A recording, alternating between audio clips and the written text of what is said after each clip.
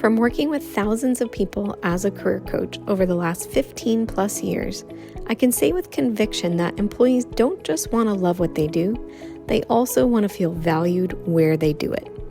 Employees are much happier, engaged, and more likely to stay when they feel invested in and able to have the time, space, and resources to take care of themselves.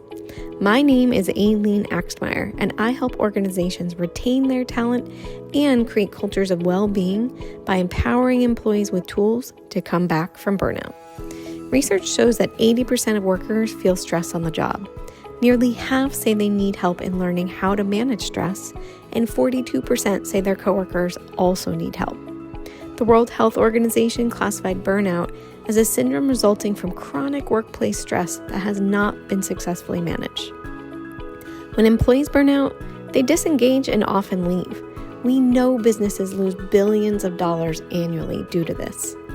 After people hear me speak, they move from feeling overwhelmed to empowered. I teach evidence-based stress-reducing strategies and break down what makes habit change so hard so attendees create an actionable plan that fits in with the realities of their lives.